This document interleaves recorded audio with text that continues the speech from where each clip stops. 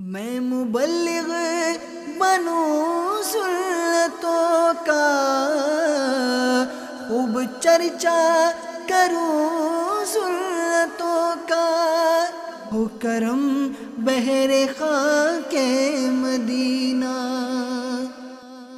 الحمدللہ رب العالمین والصلاة والسلام علی سید المرسلین، اما بعد فاعوذ باللہ من الشیطان الرجیم، بسم اللہ الرحمن الرحیم۔ پڑھیے الصلاۃ والسلام علیک یا رسول اللہ وعلی آلک واصحابک یا حبیب اللہ۔ الصلاۃ والسلام علیک یا نبی اللہ وعلی آلک واصحابک یا نور اللہ۔ میرے میٹھے میٹھے اور پیارے پیارے اسلامی بھائیوں اور مدنی چینل کے ناظرین، الحمدللہ عز و جل دعوت اسلامی کے عالمی مدنی مرکز فیضان مدینہ میں ہفتہ وار سنتوں بھرے اجتماع کا سلسلہ ہے۔ الحمدللہ ہر جمعرات شب جمعہ دنیا بھر کے سینکڑوں ہزاروں مقامات پر دعوت اسلامی کے ہفتہ وار سنتوں بھرے اجتماع کا سلسلہ ہوا کرتا ہے۔ اللہ کریم سے دعا ہے کہ رب کریم ہم سب کا جمع ہونا اپنی بارگاہ میں قبول فرمائے۔ میرے میٹھے میٹھے اور پیارے پیارے اسلامی بھائیوں، اصول ثواب کی خاطر بیان سننے سے پہلے اچھی نیتیں کر لیتے ہیں۔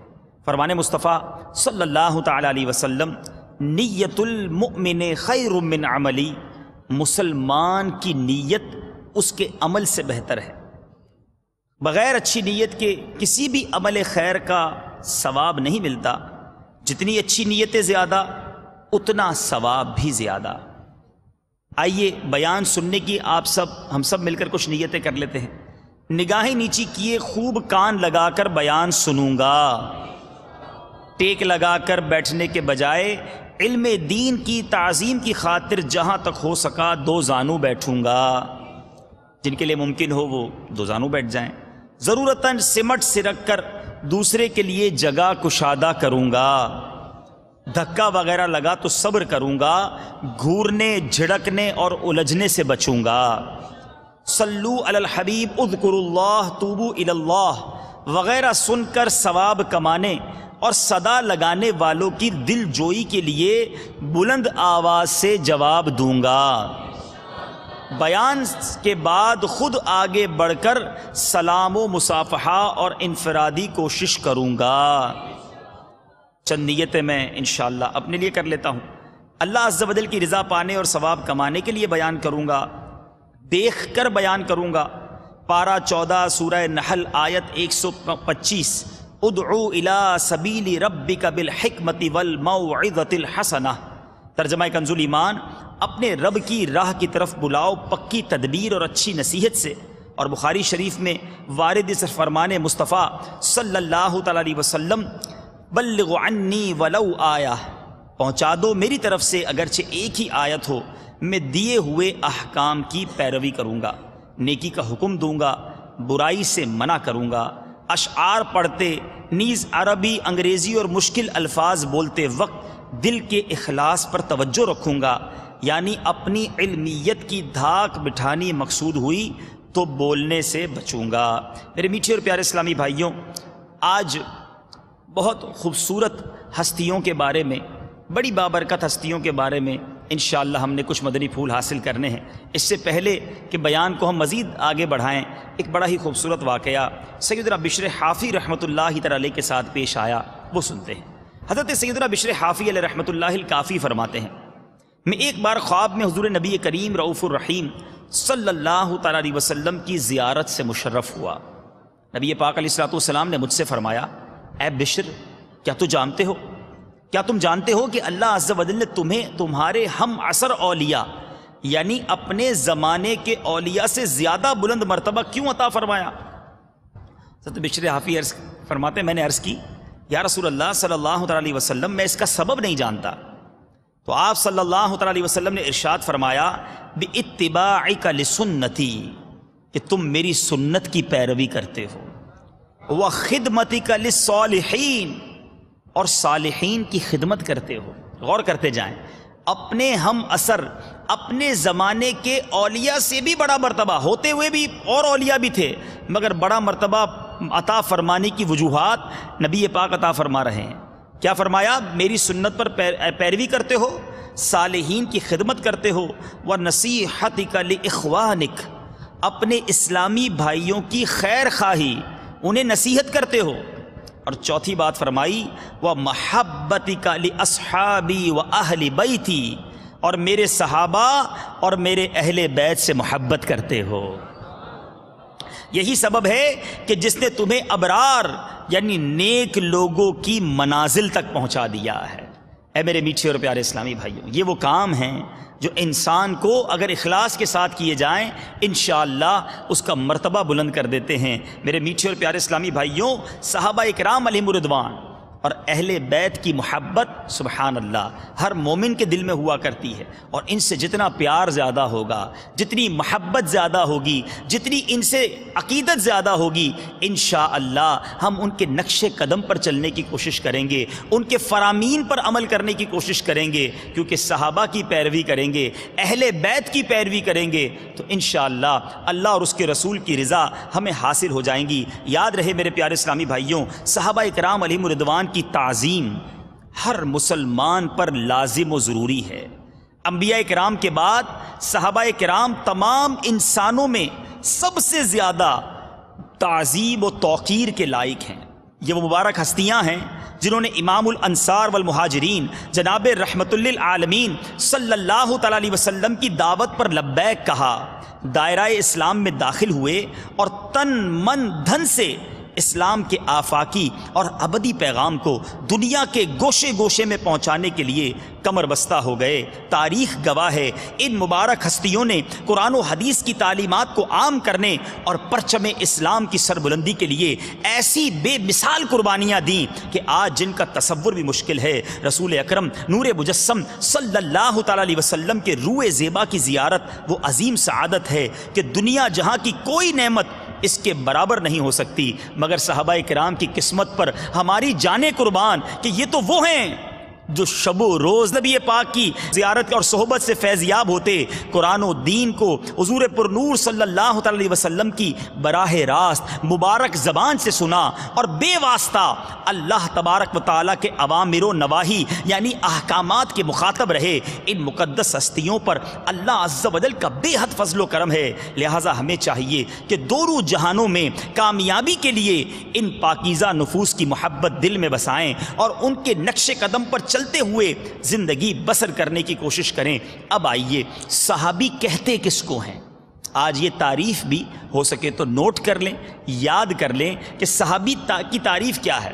مفسر شہیر حکیم الامت حضرت مفتی احمد یار خان علیہ رحمت المنان فرماتے ہیں، شریعت میں صحابی وہ انسان ہے جو ہوش و ایمان کی حالت میں نبی پاک علیہ الصلوۃ والسلام کو دیکھے یا صحبت میں حاضر ہو اور ایمان پر اس کا خاتمہ ہوا ہو، یعنی ایمان کی حالت میں، ہوش و حواس کی حالت میں نبی پاک کی صحبت یا دیدار سے مستفیض ہو اور فرمایا کہ ان کا خاتمہ بھی ایمان پر ہوا ہو، اسے صحابی کہا جاتا ہے۔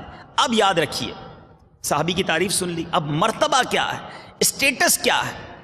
اکابر علماء اور اکابر امت کا اس مسئلے پر اتفاق ہے کہ صحابہ کرام افضل الاولیاء یعنی تمام اولیاء کرام سے افضل ہیں، یعنی قیامت تک کے تمام اولیاء اگرچہ درجہ ولایت کی بلند ترین منزل پر فائز ہو جائیں، ہرگز کبھی بھی وہ کسی بھی صحابی کی کمال ولایت تک نہیں پہنچ سکتے۔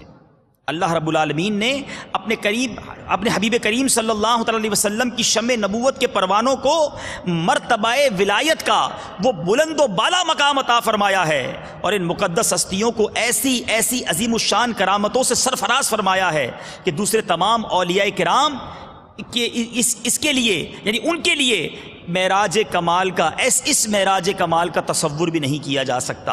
اس میں شک نہیں کہ صحابہ کرام سے اس قدر زیادہ کرامتوں کا ظہور نہیں ہوا جتنا اولیاء کرام سے کرامتیں منقول ہیں، مگر اس کے بعد بھی یاد رہے کثرت کرامت افضلیت ولایت کی دلیل نہیں، کیونکہ ولایت در حقیقت قرب الہی کا نام ہے۔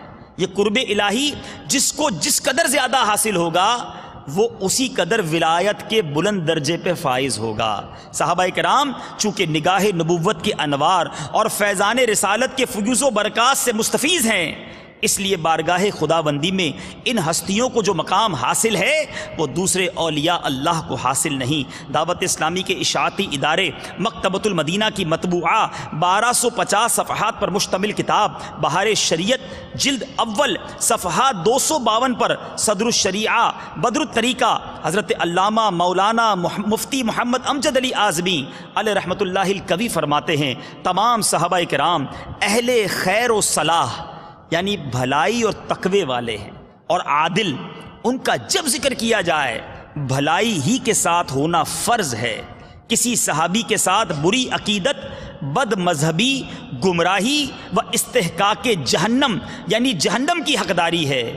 مزید فرماتے ہیں تمام صحابہ کرام ادنا اور اعلیٰ، پھر آگے لکھتے ہیں ان میں ادنا کوئی نہیں، سب جنتی ہیں، وہ جہنم میں تو کیا داخل ہوں گے، اس کی بھنک یعنی ہلکی سی آواز تک نہ سنیں گے، ہمیشہ اپنی من مانتی مرادوں میں رہیں گے، محشر کی وہ بڑی گھبراہٹ انہیں غمگین نہ کرے گی، فرشتے ان کا استقبال کریں گے، یہ ہے وہ دن جس کا تم سے وعدہ تھا۔ یہ سب مضمون قرآن عظیم کا ارشاد ہے۔ تو اے میرے میٹھے اسلامی بھائیوں، یہ ہے وہ مبارک ہستیاں جس کی اس قدر فضائل ہیں، کئی قرآن پاک کی آیات، کئی احادیث صحابہ کرام کے فضائل پر موجود ہیں۔ اب آئیے یہ سنتے ہیں سب سے افضل صحابہ کرام میں کون ہے اور اس کا یہ کس طرح ترتیب ہے، یہ بھی ہمیں معلوم ہونی چاہیے۔ دعوت اسلامی کے اشاعتی ادارے مکتبۃ المدینہ کی مطبوعہ 92 صفحات پر مشتمل کتاب سوانح کربلا صفحہ 38 تا 39 پر ہے۔ اہل سنت کا اس بات پر اجماع ہے کہ انبیاء علیہ الصلوۃ والسلام کے بعد تمام عالم سے افضل حضرت ابوبکر صدیق رضی اللہ تعالیٰ عنہ ہیں، ان کے بعد حضرت عمر، ان کے بعد حضرت عثمان، ان کے بعد حضرت علی، ان کے بعد تمام عشرۂ مبشرہ، ان کے بعد باقی اہل بدر، ان کے بعد باقی اہل احد، اور ان کے بعد باقی اہل بیعت رضوان، پھر تمام صحابہ۔ اے میرے میٹھے اسلامی بھائیوں، یہ تفصیل اور یہ ترتیب ہمارے ذہن میں ہونی چاہیے۔ آئیے یہ بھی سن لیجئے کہ سب سے پہلے ایمان کون لایا۔ دعوت اسلامی کی اشاعتی ادارے مکتبۃ المدینہ کی مطبوعہ 92 صفحات پر مشتمل کتاب سوانح کربلا صفحہ 37 پر ہے۔ اگرچہ صحابہ کرام اور تابعین وغیرہ کی کثیر جماعتوں نے اس بات پر زور دیا ہے کہ صدیق اکبر سب سے پہلے مومن ہیں، مگر بعض حضرات نے یہ بھی فرمایا کہ سب سے پہلے مومن حضرت علی ہیں، بعض نے یہ بھی کہا حضرت ختیجہ سب سے پہلے ایمان لائیں۔ ان اقوال کو امام عالی مقام، امام الائمہ، سراج الامہ حضرت امام اعظم ابو حنیفہ رضی اللہ تعالیٰ عنہ نے بڑے پیارے انداز سے تطبیق دی، ترتیب دی۔ کس طرح؟ فرماتے ہیں مردوں میں سب سے پہلے ایمان حضرت ابوبکر صدیق رضی اللہ تعالیٰ عنہ لائے، عورتوں میں سب سے پہلے حضرت ام المومنین خدیجہ الکبریٰ رضی اللہ تعالیٰ عنہ ایمان لائیں، اور 9 عمر صاحبزادوں میں 9 عمر صاحبزادوں میں سب سے پہلے مولا علی کرم اللہ تعالیٰ وجہ الکریم ایمان لائے۔ بہرحال یہ تمام تفصیل بھی ہمیں پتہ ہونی چاہیے۔ بات چل رہی تھی صحابہ کرام علیہم الرضوان کے فضائل کی، یقین مانیں اس قدر فضائل ہیں کہ بیان کرتے چلے جائیں۔ اب یہاں پر میرے میٹھے اسلامی بھائیوں قرآن پاک کی کچھ آیات، صحابہ کرام وہ مبارک ہستیاں ہیں جن کی شان قرآن پاک میں بیان کی گئی اور کس پیارے انداز میں بیان کی گئی۔ چنانچہ اللہ تبارک و تعالیٰ کا مبارک کلام پارہ 10 سورہ انفال آیت نمبر 74 میں ارشاد ہوتا ہے والذین آمنوا وہاجروا وجاہدوا فی سبیل اللہ والذین آووا ونصروا اولئک هم المؤمنون حقا لہم مغفرۃ ورزق کریم۔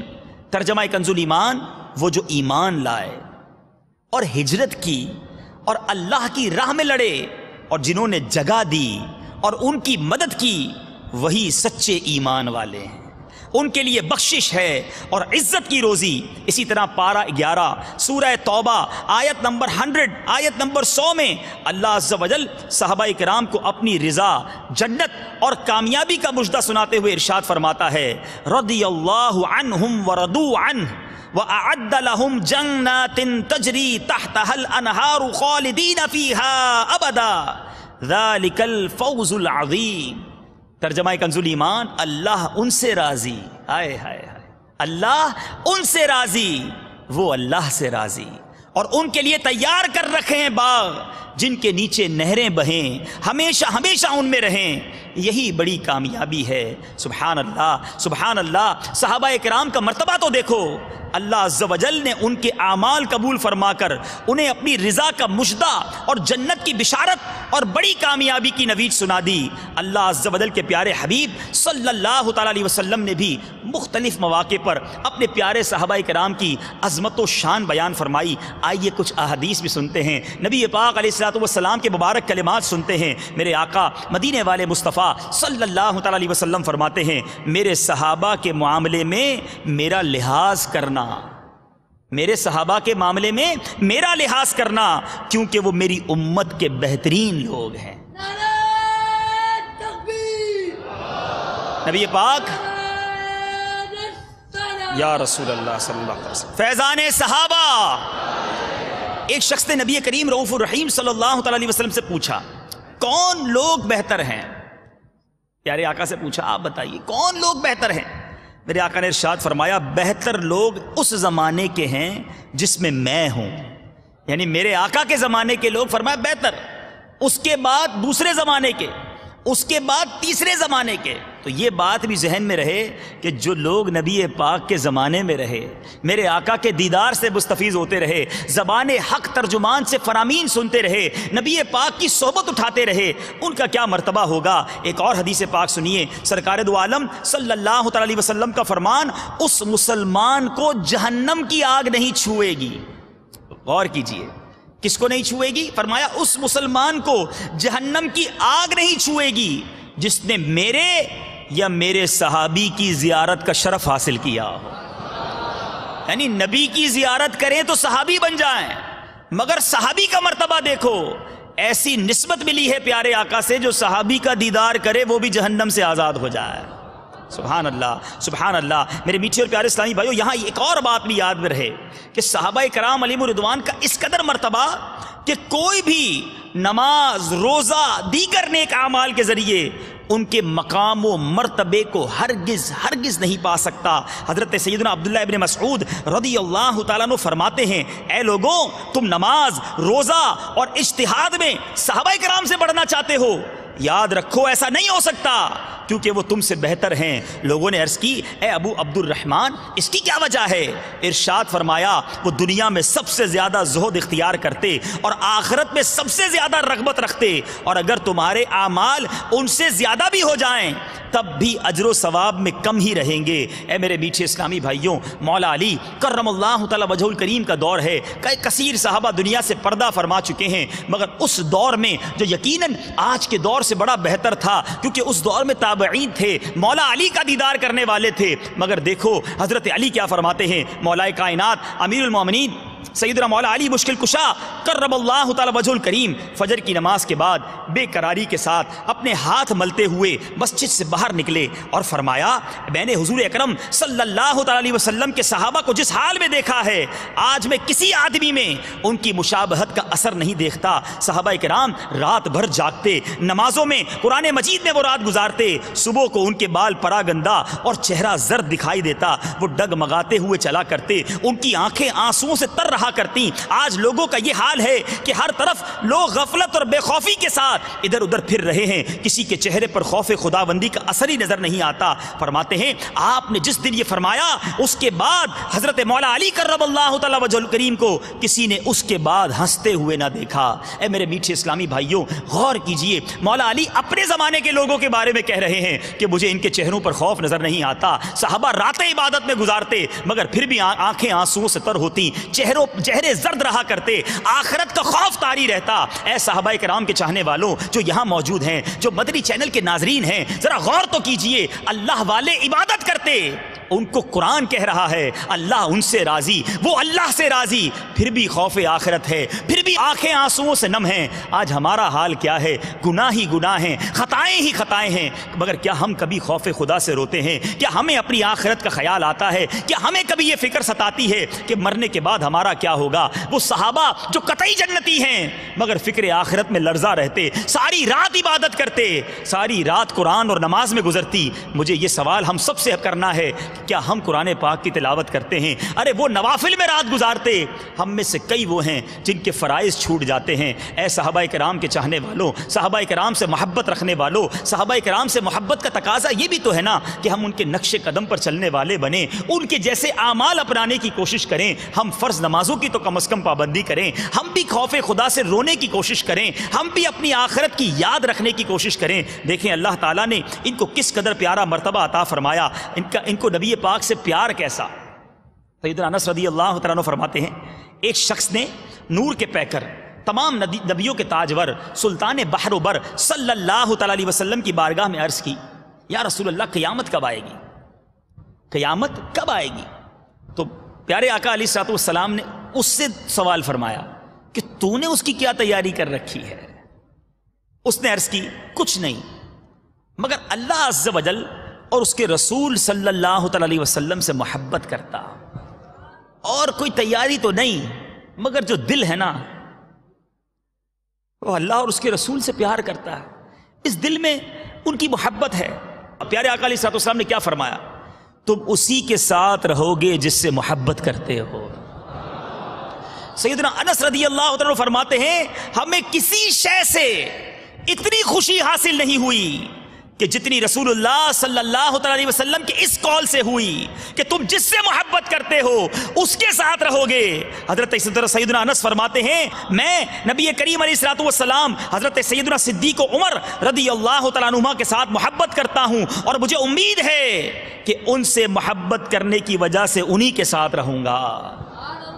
اے میرے میٹھے اسلامی بھائیوں، یہ سمجھ لیجئے کی آف سکسیس ہے، یہ کامیابی کی چابی ہے کہ نبی پاک نے بڑا واضح ہمیں فرمان سنا دیا کہ تو جس سے محبت کرتا ہے اس کے ساتھ رہے گا۔ اب آج سوال یہ ہے کہ ہمارے دلوں میں نبی پاک سے کتنی محبت ہے، اللہ سے کتنی محبت ہے، ہمیں صحابہ سے کتنی محبت ہے، اہل بیت سے کتنی محبت ہے، یہ میں اور آپ دیکھ لیں۔ افسوس تو یہ ہے کہ آج کے مسلمان کہلانے والے نوجوان کو اگر محبت ہے تو کسی فلم ایکٹر سے ہے، آج مسلمان کہلانے والے کو اگر محبت ہے تو کسی کھلاڑی سے ہے، آج مسلمان کہلانے والے کو معاذ اللہ اپنے آپ کو فین کہتا ہے، کسی کا فالوور کہتا ہے، کسی کو آئیڈیل مانتا ہے، تو یا تو وہ غیر مسلم ہوتا ہے، یا وہ فاسق ہوتا ہے، یا وہ فاجر ہوتا ہے، بے پردہ عورت ہوتی ہے۔ خدا را خوف کرو، لرز جاؤ، اگر قیامت کے دن تمہیں اسی کے ساتھ رکھ دیا گیا جس سے تم دنیا میں محبت کرتے ہو تو کیسے حشر ہوگا؟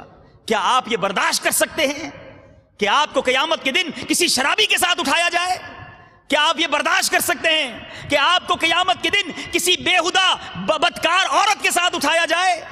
اپنے پرس میں، اپنے بیڈ روم میں طرح طرح کی تصویریں لگا کر اے مسلمانوں، مسلمان کہلاتے ہوئے ایسے بے ہدا لوگوں کی تم فالوورشپ کرتے ہو، ان کو اپنا آئیڈیل مانتے ہو، ان کے طریقے کو اپنانے کی کوشش کرتے ہو۔ میرا لباس فلاں جیسا، میرے بال فلاں جیسے، میری ٹاکنگ اسٹائل، میری بات کرنے کا انداز فلاں جیسا، ارے میں تو چلتا بھی اس کی طرح ہوں۔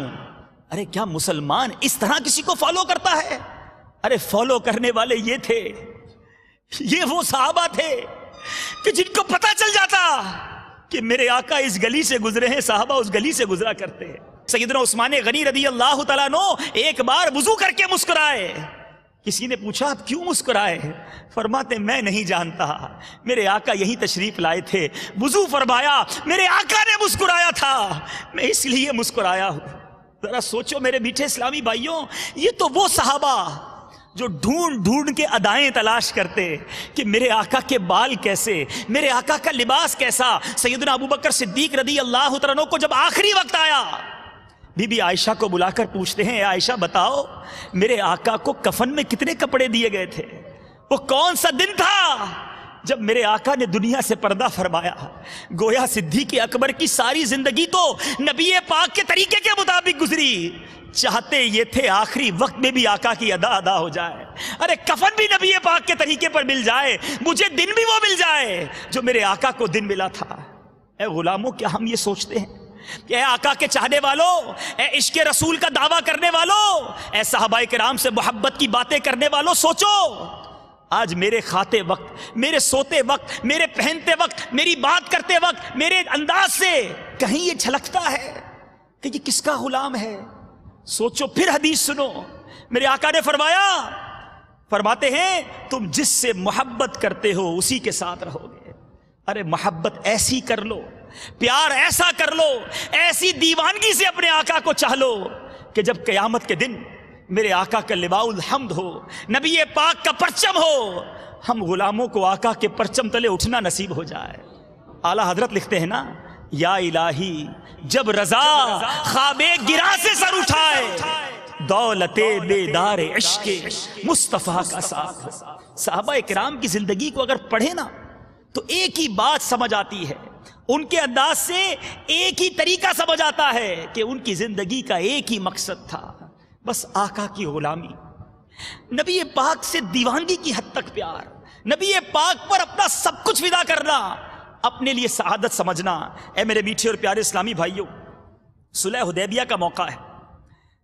کفار نے کسی جاسوس کو بھیجا کہ ذرا جا کر دیکھو تو صحیح کہ یہ محمد صلی اللہ علیہ وسلم کے صحابہ یہ کس طرح ان کے ساتھ برتاؤ کرتے ہیں, ان کا ماجرا کیا ہے, ان کا انداز کیا ہے.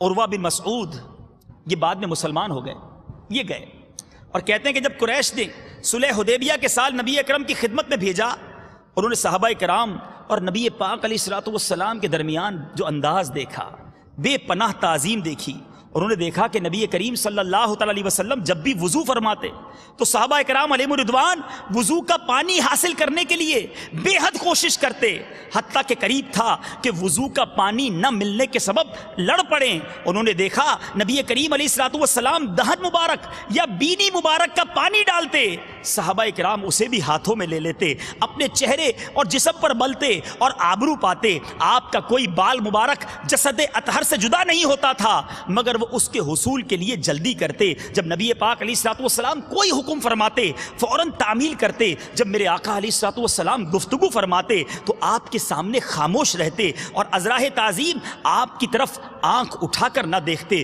جب عروہ بن مسعود مشرکوں کے گروہ میں واپس گئے تو انہوں نے کہا, اے گروہ قریش, بڑے بڑے متکبر مغرور اور سلاطین بادشاہوں اور ان کی مجلسوں میں رہا ہوں, ان کی صحبتیں اٹھائی ہیں, میں نے کیسر و کسریٰ اور نجاشی کے دربار بھی دیکھے ہیں اور ان میں رہا ہوں. میں نے کسی بادشاہ کے خدمتگار کو ایسا ادب و احترام میں نے کرتے نہیں دیکھا جیسا کہ محمد صلی اللہ علیہ وسلم کے اصحاب ان کا ادب و احترام کرتے ہیں. جب وہ دہن مبارک سے لعاب نکالتے ہیں, صحابہ کرام اپنے ہاتھوں میں لے کر اپنے رخساروں پر ملتے ہیں. جب کسی ادنا اور معمولی کام کا حکم دیتے ہیں تو اس کی تعمیل کے لیے بزرگ ترین صحابہ سبقت لے جاتے ہیں. جب ان کے حضور کوئی بات کرتا ہے آواز کو پست کر کے بات کرتا ہے, جب وہ گفتگو فرماتے ہیں تو تمام لوگ انتہائی ادب اور احترام کے ساتھ سنتے ہیں, نگاہ ملا کر بات نہیں کرتے, ان کے روئے مبارک پر کوئی نگاہ نہیں جماتا. جب وضو کرتے ہیں وضو کا پانی زمین پر نہیں گرتا اور صحابہ کرام لپک لپک کر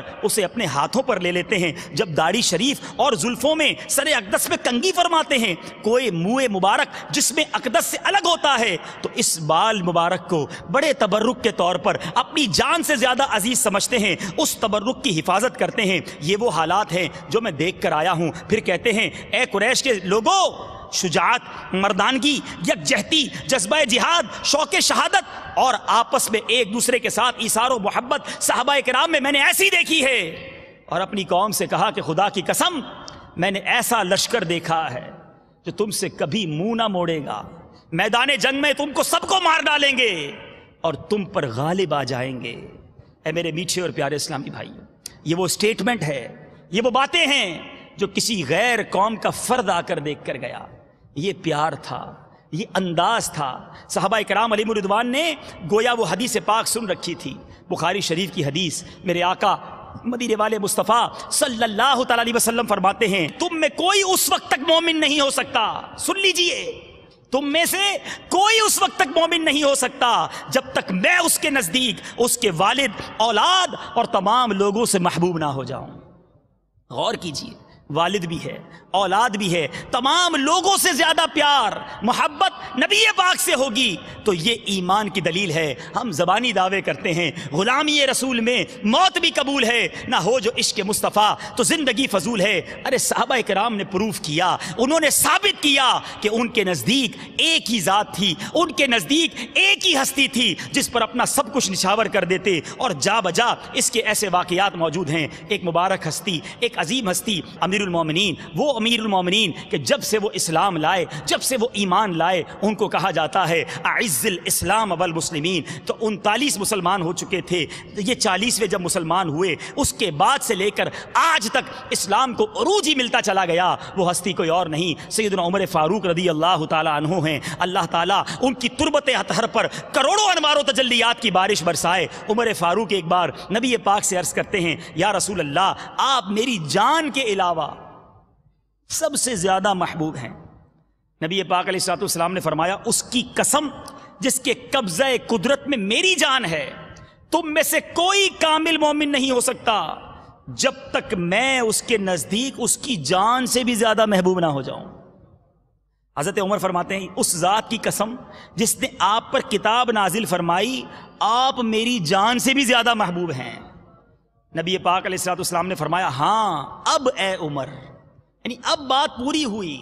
اب غور کریں میں اور آپ کہ ہمارا پیار، ہماری محبت، ہمارا عشق اپنے آقا سے ہے تو کتنا مضبوط ہے۔ گھر میں شادی ہو، کاروبار کا وقت آئے، دوستوں میں بیٹھنا ہو، تو اب وہ محبت رسول کہاں چلی جاتی ہے؟ ارے جناب، گھر کے معاملات ہیں، خاندان کے رسم و رواج ہیں، کرنا پڑتا ہے۔ کاروبار میں جناب یہ گڑبڑ کرنی پڑتی ہے۔ ہمارے کاروبار مارکیٹ کا طریقہ یہی ہے، ہم جھوٹ نہیں بولیں گے، ہم ملاوٹ نہیں کریں گے، ہم تھوڑی بہت ہیر پھیر نہیں کریں گے تو کمائیں گے کیسے؟ جناب آج کل تو زمانہ ہی ملاوٹ والا ہو گیا ہے۔ دوستوں میں بیٹھ کر کیا کریں، جب دوست فلمیں دیکھتے ہیں ہمیں بھی دیکھنا پڑتا ہے، کبھی کبھی میں بھی گانے سن لیتا ہوں۔ اب میں تو نہیں چاہتا تھا، دوست پکڑ کر پکنک پہ لے گئے، وہاں بے حیائی والا ماحول تھا۔ اے عاشق رسول کہلانے والے، اس وقت تمہارا عشق رسول کہاں چلا گیا؟ لا یؤمن احدکم حتی اکون احب الیہ من والدہ وولدہ والناس اجمعین۔ یہ حدیث مجھے پکار کر آپ کو پکار کر کہہ رہی ہے، تم کامل مومن اس وقت تک نہیں ہو سکتے جب نبی پاک سے محبت کیسی ہو، اب اس کے نزدیک اس کے والد، اولاد اور تمام لوگوں سے زیادہ میں محبوب نہ ہو جاؤں۔ تو کاروبار کے وقت، فیملی کے وقت، دوستوں کے وقت، رشتہ داروں کے وقت غور کیجئے، ہم کہاں نبی پاک کے فرامین کو بھول جاتے ہیں، اسلام کے فرامین کو بھول جاتے ہیں، احکام شریعت کو بھول جاتے ہیں اور دعویٰ کرتے ہیں عشق رسول کا۔ آؤ میں آپ کو بتاؤں پیار کیسا کیا صحابہ نے، پیار کیسا کیا صحابیات نے۔ جنگ احد کا موقع، ایک صحابیہ، ان کے باپ، بھائی اور شوہر پروانہ وار لڑتے ہوئے شہید ہو گئے۔ انہیں جب یہ معلوم ہوا انہوں نے اس کا کچھ غم نہ کیا، کہتی ہیں مجھے یہ بتاؤ کہ میرے آقا کیسے ہیں۔ جب ان کو بتایا گیا کہ نبی پاک بخیر و سلامت ہیں تو بولی بس مجھے آقا کا دیدار کرا دو۔ جب نبی پاک کو دیکھا تو بے تامانہ نبی پاک کا کپڑا پکڑ کر کہنے لگی، کلو مصیبت بعدک جلل، یعنی آقا آپ کے ہوتے ہوئے ہر مصیبت ہیچ ہے۔ آقا آپ سلامت ہیں تو سب سلامت ہے۔ شوہر شہید ہو گئے، باپ شہید ہو گئے، بیٹا چلا گیا، مگر نبی پاک سے محبت کا تقاضا یہ ہے، انہوں نے پروف کیا کہ ان کے نزدیک سب سے زیادہ جو محبت تھی وہ نبی پاک سے تھی۔ اے میرے میٹھے اور پیارے اسلامی بھائیوں، ذرا غور کیجئے، ایک بار حضرت زید رضی اللہ تعالیٰ عنہ، دشمنوں نے انہیں پکڑ لیا۔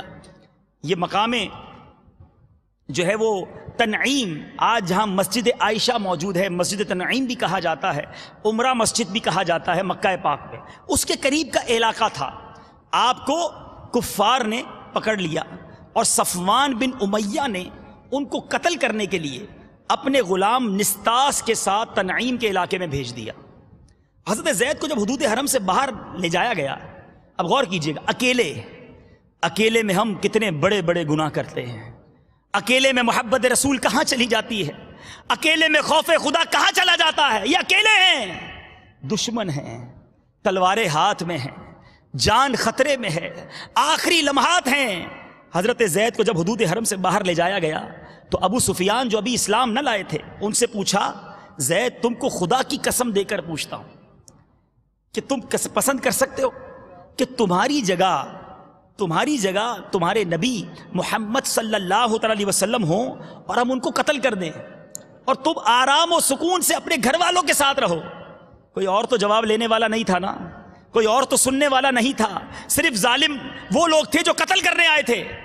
حضرت زید نے کیا جواب دیا؟ دیکھو یہ ہے عشق رسول، دیکھو یہ ہے محبت رسول۔ حضرت زید کہتے ہیں اللہ کی قسم میں تو یہ بھی پسند نہیں کرتا کہ اس وقت میرے حضور جہاں کہیں ہوں ان کو ایک کانٹا بھی چبھے اور میں آرام و سکون سے اپنے اہل میں رہوں۔ یہ سن کر ابو سفیان نے کہا، میں نے کبھی ایسا نہیں دیکھا کہ کسی سے ایسی محبت کی جاتی ہو جیسی محبت محمد صلی اللہ علیہ وسلم کے اصحاب ان سے کرتے ہیں۔ اس کے بعد حضرت زید کو شہید کر دیا گیا۔ کروں تیرے نام پہ جاں فدا، نہ بس ایک جاں دو جہاں فدا، دو جہاں سے بھی نہیں جی بھرا، کروں کیا کروڑوں جہاں نہیں۔ ارے میں اور آپ شعر پڑھتے ہیں، میں اور آپ باتیں کرتے ہیں، میرے صحابہ تھے جنہوں نے جانیں قربان کی، جنہوں نے سر کٹوا دیے، جن کی اولاد چلی گئی، جن کا مال چلا گیا۔ ارے بھول گئے وہ واقعات جب میرے آقا نے اعلان کیا تھا، غزوہ تبوک کا موقع تھا کہ اس مسلمانوں کو رقم کی ضرورت ہے، تو حضرت عمر سامان لے کر آئے، آدھا سامان، سیدنا ابو بکر پورا سامان لے کر آ گئے۔ ارے کچھ نہیں رکھا گھر پر، سب کچھ نبی پاک کے قدموں پر قربان کر دیا۔ جبھی تو وہ مرتبہ انہیں ملا، جبھی تو وہ مقام انہیں ملا۔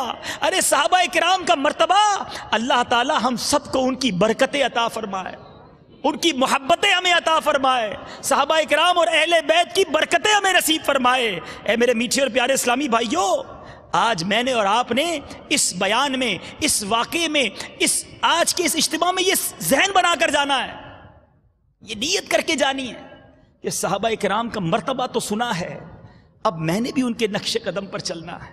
اور صحابہ کرام کی زندگی کو اگر کسی ایک شعر میں سمجھنا ہو تو امام اہل سنت کا وہ شعر مجھے یاد آ رہا۔ کیا خوبصورت بات کرتے ہیں، اللہ کرے ہم بھی ایسے ہو جائیں۔ اعلیٰ حضرت لکھتے ہیں، انہیں جانا انہیں مانا، نہ رکھا غیر سے کام، بس انہیں جانا انہیں مانا، نہ رکھا غیر سے کام، للہ الحمد میں دنیا سے مسلمان گیا۔ بس ہم بھی کاش ایسے بن جائیں کہ ہر کام سے پہلے ہم یہ سوچ لیں کہ میں جو کرنے جا رہا ہوں اس سے میرا رب خوش ہوگا، میرے آقا راضی ہوں گے یا ناراض ہو جائیں گے۔ یہ ان کی نافرمانی تو نہیں۔ ٹی وی آن کرتے وقت میں سوچوں کہ میں کیا دیکھنے جا رہا ہوں، کمپیوٹر آن کرتے وقت میں سوچوں میں کیا دیکھنے جا رہا ہوں، موبائل اٹھاتے وقت میں سوچوں میں کس سے بات کرنے جا رہا ہوں، کاروبار کرتے وقت میں سوچوں میں کیا کاروبار کر رہا ہوں۔ ذرا غور کیجئے، ہم اگر یہ سوچنے والے بن جائیں کہ نہیں میں گدا ہوں اپنے کریم کا۔ اعلیٰ حضرت ایک اور جگہ لکھتے ہیں نا، کروں مدح اہل دول رضا، پڑے اس بلا میں میری بلا، میں گدا ہوں اپنے کریم کا، میرا دین پارائے نہ نہیں۔ یہ روٹی کے ٹکڑے کے لیے میں دین نہیں بیچ سکتا، میں نبی پاک کا غلام ہوں۔ ذرا سوچو اے اہل بیت کے چاہنے والوں اور اے صحابہ کرام کے مت والوں، بروز قیامت اگر امام حسین سے سامنا ہو گیا اور امام حسین نے ایک سوال کر لیا، یا کربلا والوں میں سے کسی سے ملاقات ہو گئی اور انہوں نے پوچھ لیا کہ ہم نے تو اپنے نانا کے دین کے لیے، اس کی سربلندی کے لیے اپنا سب کچھ قربان کر دیا، ذرا تم بتاؤ تم نے دین اسلام کے لیے کیا کیا؟ تو کوئی جواب ہے ہمارے پاس؟ ارے کارنامہ کرنا تو دور کی بات، نام روشن کرنا تو دور کی بات، آج مسلمانوں کی بڑی اکثریت اسلام کا نام برباد کر رہی ہے، مسلمانوں کا نام برباد کر رہی ہے۔ آج ظلم کر کے، رشوت لے کر، ڈاکے ڈال کے، چوری کر کے مسلمانوں کے حق دبا کر زندگی تو گزار رہے ہیں، مگر قیامت کے دن صحابہ اور اہل بیت کو منہ کیا دکھائیں گے؟ کوئی گھر قربان کر رہا ہے، کوئی سر کٹوا رہا ہے، کوئی خاندان قربان کر رہا ہے۔ ارے صحابہ اور اہل بیت تو قربانی کی داستانیں رقم کر رہے ہیں، اور یہ صحابہ اور اہل بیت کا غلام کہلانے والا دوسرے مسلمانوں کا حق دبا رہا ہے، اسلام کا نام برباد کر رہا ہے۔ خدا را سوچو، یہ دونوں مہینے مجھے اور آپ کو پیغام دیتے ہیں لیٹس اسٹارٹ اگین. چلو آج ذہن بن رہا ہے, آؤ آج نیت کرتے ہیں. میں اپنے پچھلے تمام گناہوں سے توبہ کرتا ہوں. میرے مولا اب جو زندگی گزرے, میرے مولا وہ صحابہ اہل بیت کی محبت میں گزرے, اللہ والوں کی محبت میں گزرے. یا اللہ تیرے اور تیرے حبیب کے فرامین کے مطابق گزرے. اگر یہ سچی نیت بنا لیں, اس سال کو اپنی زندگی کا ٹرننگ پوائنٹ بنا دے, تو انشاءاللہ وہ رب کی مدد بھی ہمارے ساتھ ہوگی. اور یہ سب کیسے ممکن ہے؟ یہ دعوت اسلامی کا مدنی ماحول آپ کے سامنے ہے, جو ہمیں صحابہ کی محبت کے جام بھی بھر کر پلاتا ہے, اہل محبت کی بھی یاد سے ہمارے دلوں کو لبریز کرتا ہے. سبحان اللہ, یہ کتنے پیارے لوگ ہیں جو صحابہ کی محبت بھی دل میں رکھتے ہیں, اہل بیت کی محبت بھی دل میں رکھتے ہیں. اور کیوں نہ رکھے, میرے آقا ایک جگہ فرماتے ہیں میرے صحابہ ستاروں کی مانند ہے. حدیث پاک کا خلاصہ ہے, ان میں سے جن کی اقتداء کرو گے ہدایت پا جاؤ گے. اور ایک اور حدیث پاک میں کچھ اس طرح کا مفہوم ہے کہ میرے آقا اہل بیت کو ناؤ کشتی امت فرماتے ہیں, امت کے لیے کشتی فرماتے ہیں. سبحان اللہ, اہل سنت کا عقیدہ تو دیکھو. اعلیٰ حضرت کتنی پیاری بات لکھتے ہیں, ستارے ہیں صحابہ, ناؤ ہے اہل بیت. اور اگر کسی کو دریا پار کرنا ہے, کسی کو سمندر پار کرنا ہے, تو ستارے بھی چاہیے, کیونکہ راستہ تلاش کر لے گا. ناؤ مضبوط ہوگی تو سمندر پار ہو جائے گا. اعلیٰ حضرت کتنی پیاری بات لکھتے ہیں, اور یہی ہمارا عقیدہ ہے. امام اہل سنت لکھتے ہیں اہل سنت کا ہے بیڑا پار, کیوں اصحاب حضور نجم ہیں اور ناؤ ہے عطرت رسول اللہ کی نجم ہیں اور ناؤ ہے عطرت رسول اللہ کی. تو چلے آج نیت کر لیں کہ انشاءاللہ آج سے ہماری کوئی نماز قضا نہیں ہوگی. انشاءاللہ رمضان کے پورے روزے رکھیں گے, فلمیں ڈرامے نہیں دیکھیں گے, گانے باجے نہیں سنیں گے, حرام روزی کے قریب بھی نہیں جائیں گے. اور انشاءاللہ دعوت اسلامی کے اجتماعات اور مدنی قافلوں میں سفر کر کے اپنی بہتری کی بھرپور کوشش کریں گے. صلو علی الحبیب. میں مبلغ بنوں سنتوں کا, خوب چرچا کروں سنتوں کا, ہو کرم بہر خاک مدینہ.